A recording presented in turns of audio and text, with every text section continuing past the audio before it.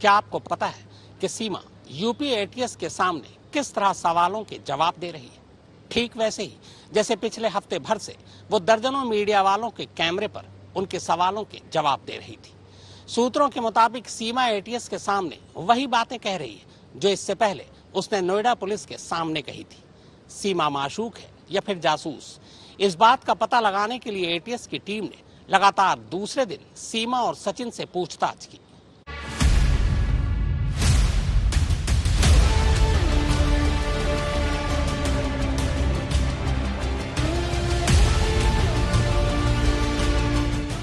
सीमा ने बिल्कुल पागल बना रखा है।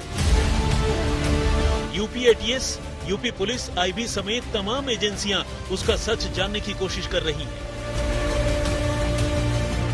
यूपी एटीएस लगातार 2 दिनों से उससे पूछताछ कर रही है। एजेंसियों के साथ साथ दोनों मुल्कों के लोग इस स्टोरी का क्लाइमेक्स देखना चाहते हैं।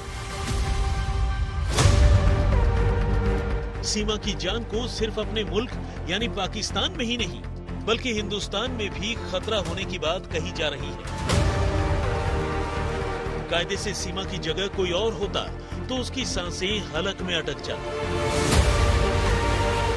लेकिन यहाँ सीमा है कि इन सारी बातों से बेफिक्र मुस्कुरा रही है। कभी हथेलियों से दिल के निशान बना रही है तो कभी डांस स्टेप्स दिखा रही है। सवाल है कि ऐसा कौन कर सकता है? कोई बेहद स्मार्ट सीक्रेट एजेंट यानी मझा हुआ जासूस, या फिर दुनियादारी से बेखबर अपने आशिक की दुनिया में खोई कोई माशूक? सोचने पर आए तो ये दोनों ही बातें सीमा पर फिट बैठने वाली लगती हैं। शायद यही वजह है कि सीमा के जासूस और माशूक होने पर भी लोगों की राय बंटी हुई है। लेकिन एजेंसियां राय से नहीं चलती बल्कि सबूतों से चलती है और इसीलिए सीमा से पूछताछ जारी है। इस बीच सीमा के नाम से एक नहीं दसियों सोशल मीडिया अकाउंट हो गए। इंस्टाग्राम से लेकर फेसबुक तक हर जगह फिल्टर लगी तस्वीरों और वीडियोस की बाढ़ आ गई। जो यूट्यूब चैनल चंद व्यूज के लिए तरस जाते थे, सीमा की ताबड़तोड़ स्टोरीज से उनके व्यूज और टाइम स्पैन का मीटर टूटा जा रहा है। और सच्चाई यही है कि ये सब कुछ तब चल रहा है जब पाकिस्तानी नागरिक सीमा हैदर को अभी भी भारतीय एजेंसियों की तरफ से कोई क्लीन चिट नहीं मिली। यानी न तो ये बात पूरी तरह साफ हुई है कि सीमा सचमुच सचिन के इश्क में गिरफ्त होकर अपने 4 बच्चों के साथ यहाँ आ पहुंची है, और नहीं ये बात क्लियर हुई है कि सीमा कोई पाकिस्तानी जासूस है। ऐसे में आने वाले दिनों में इस कहानी का ऊंट किस करवट बैठेगा ये फिलहाल कोई नहीं जानता। एटीएस के पास सीमा से पूछे जा रहे सवालों की एक लंबी फहरिस्त है, और ये सिर्फ इसलिए नहीं है कि सीमा पाकिस्तान से चोरी छिपे भारत में घुस आई है, बल्कि सीमा की हरकतें, उसकी बॉडी लैंग्वेज, लोगों से उसके बात करने का तौर तरीका, इन सब में कुछ न कुछ ऐसा है जो शक पैदा करता है। ऐसे में एटीएस समेत तमाम भारतीय एजेंसियां सीमा की सच्चाई को लेकर पूरी तरह तसल्ली कर लेना चाहती हैं।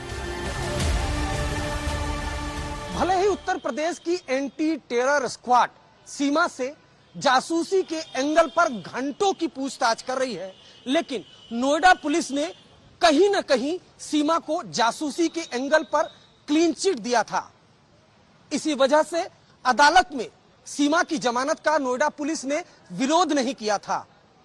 सूत्र तो ये भी बताते हैं कि शुरुआती पूछताछ के बाद मिलिट्री इंटेलिजेंस ने भी सीमा हैदर को जासूसी के एंगल पर क्लीन चिट दे दिया था, लेकिन अब एटीएस दोबारा सीमा से उसी जासूसी के एंगल पर पूछताछ कर रही है।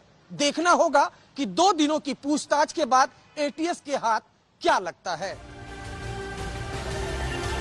एटीएस ने इसी सिलसिले में सोमवार को सीमा, उसके आशिक सचिन और सचिन के पिता नेत्रपाल से करीब 8 घंटे तक लंबी पूछताछ की थी, और मंगलवार को भी ये सिलसिला चलता रहा। सीमा को लेकर एटीएस की अब तक की तफ्तीश में जो बातें सामने आई हैं, वो भी गौर करने वाली हैं। एटीएस सीमा हैदर के तमाम सोशल मीडिया अकाउंट्स खंगाल रही है, और इसमें उसे पता चला है कि सीमा के अकाउंट में ज्यादातर वो लोग कनेक्टेड हैं जो दिल्ली एनसीआर के। छानबीन में ये भी पता चला है कि हिंदुस्तान आने से पहले सीमा ने भारतीय सेना के कुछ जवानों को भी अपनी फ्रेंड रिक्वेस्ट भेजी थी। यहाँ तक कि पबजी खेलते हुए भी सीमा ने कई और भारतीयों से संपर्क किया था, लेकिन फिर पबजी खेलते हुए ही उसकी मुलाकात सचिन से हुई और फिर दोनों एक दूसरे के करीब आ गए। ऐसे में एटीएस ये जानना चाहती है कि कहीं सीमा किसी को अपनी जाल में फंसाने की कोशिश तो नहीं कर रही थी। एटीएस ने सीमा और सचिन से उनके सोशल मीडिया अकाउंट्स को लेकर भी सवाल पूछे, जिसमें दोनों ने अपने अकाउंट्स की जानकारी तो दी, लेकिन साथ ही ये भी बताया कि सोशल मीडिया पर बहुत से लोगों ने फेक अकाउंट भी क्रिएट कर दिए। सीमा की हिंदी पर तो लोग हैरान हैं ही, सीमा की इंग्लिश भी सोचने पर मजबूर करती है। चलिए एक पल को अगर ये मान भी लिया जाए कि सीमा ने भारतीय फिल्में देखकर और सचिन से बात कर अपनी हिंदी मजबूत कर ली, लेकिन महज 5वीं पास होने का दावा करने वाली सीमा जिस तरह अपनी बातचीत में इंग्लिश के शब्दों का इस्तेमाल कर रही है, वो उस पर एजेंसियों का शक गहराने की एक और वजह। यही कारण है कि सोमवार को जब एटीएस ने सीमा को पूछताछ के लिए बुलाया तो उसकी इंग्लिश के ज्ञान को समझने के लिए एटीएस के अफसरों ने उसे इंग्लिश में लिखे कुछ पन्ने पढ़ने को दिए और एटीएस सूत्रों की माने तो सीमा ने इन्हें आराम से पढ़ भी ली। सोमवार को इस मामले की जांच अपने हाथों में लेते ही एटीएस ने सबसे पहले नोएडा पुलिस के उन जांच अधिकारी से बातचीत की जिन्होंने सीमा को लेकर शुरुआती तफ्तीश की थी। इसके साथ ही एटीएस ने सीमा को लेकर नोएडा पुलिस की केस डायरी भी मांगी और उसे गौर से पढ़ा। ध्यान देने वाली बात यह है कि नोएडा पुलिस और इंटेलिजेंस ब्यूरो की शुरुआती जांच में सीमा को एक तरह से क्लीन चिट दे दी गई थी। यही वजह है कि जासूसी के शक में गिरफ्तार होने के बावजूद सीमा को गिरफ्तारी के तीसरे ही दिन अदालत से जमानत मिल गई और ये अपने आप में एक अनोखा मामला था। ग्रेटर नोएडा की पुलिस ने सीमा को 4 जुलाई को गिरफ्तार किया था और जेवर कोर्ट ने उसे 7 जुलाई को कुछ हिदायतों और शर्तों के साथ जमानत पर रिहा कर दिया। खास बात यह रही कि नोएडा पुलिस ने अदालत में उसकी जमानत की अर्जी की सुनवाई के दौरान अपनी तरफ से कोई विरोध नहीं किया। यानी ये इशारा सीमा को नोएडा पुलिस और आईबी की ओर से क्लीन चिट दिए जाने का ही था। जेवर जिला कोर्ट ने जब 7 जुलाई को सीमा को जमानत दी थी तब उसकी एक वजह उसके 4 छोटे छोटे बच्चे भी थे। सीमा के वकील ने कोर्ट में बाकायदा दलील दी थी कि सीमा इश्क के चक्कर में ही पाकिस्तान से भारत बगैर वीजा के चली आई, इसके अलावा उसका कोई जुर्म नहीं है। तब नोएडा पुलिस ने भी सीमा की जमानत का विरोध नहीं किया था।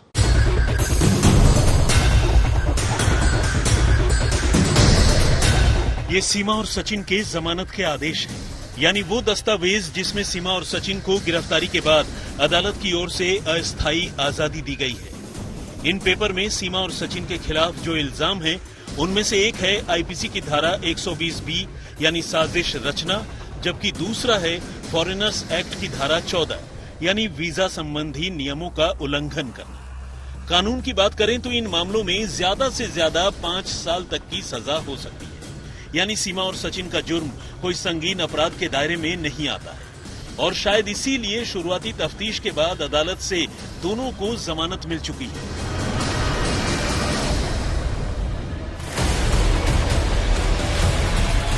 लेकिन फिर सवाल उठता है कि अगर सीमा पाकिस्तानी जासूस होने के शक से घिरी है तो फिर दोनों को इतनी आसानी से अपनी गिरफ्तारी के महज 3 दिन बाद ही जमानत कैसे मिल गई?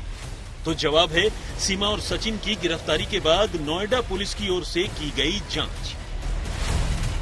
दरअसल सचिन की मदद से पाकिस्तानी महिला सीमा का अपने 4 बच्चों के साथ धोखे से भारत में घुसाने की खबर जैसे ही नोएडा पुलिस को मिली, पुलिस ने सीमा की तलाश शुरू कर दी और फिर दोनों को 4 जुलाई को गिरफ्तार कर लिया गया।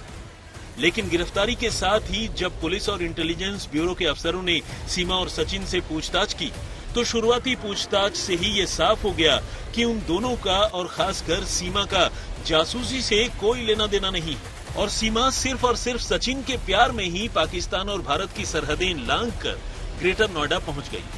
यानी एक तरह से देखा जाए तो नोएडा पुलिस ने अपनी शुरुआती जांच में सीमा और सचिन को क्लीन चिट दे दी और इसी क्लीन चिट की बदौलत दोनों को इतनी आसानी से जमानत भी मिल गई, जबकि आमतौर पर जासूसी के शक में गिरफ्तार किसी भी मुलजिम को इतनी आसानी से जमानत नहीं मिलती। एक खास बात यह भी रही कि गिरफ्तारी के 3 दिन बाद जब दोनों के वकील ने अदालत में दोनों की तरफ से जमानत की अर्जी दाखिल की तो पुलिस ने उसका विरोध भी नहीं किया। आमतौर पर पुलिस तभी ऐसा करती है जब वो या तो जांच से संतुष्ट हो चुकी हो या फिर उसे इस बात की तसल्ली हो कि अपराधी कोई नया अपराध कर खतरा पैदा करने वाला नहीं है। और सीमा और सचिन के मामले में नोएडा पुलिस का रवैया उनकी जांच के नतीजे का इशारा देता है। हाँ, इतना जरूर है कि दोनों की जमानत के लिए कुछ शर्तें जरूर रखी थी और इन शर्तों में उनका भारत न छोड़ना यानी देश से बाहर न जाना शामिल था। कोर्ट की ओर से रखे गए बाकी शर्तों में उन्हें अपना पता न बदलने की हिदायत दी गई है। साथ ही ये भी कहा गया है कि अगर वो अपना पता बदलते भी हैं तो इसके बारे में वो पहले ही जानकारी दें। तीसरी शर्त के तौर पर कोर्ट ने दोनों को कोई और अपराध न करने की ताकीद की है और कहा है कि अगर उन्होंने इन तीनों में से किसी भी शर्त का उल्लंघन किया तो उनकी जमानत रद्द कर दी जा सकती है।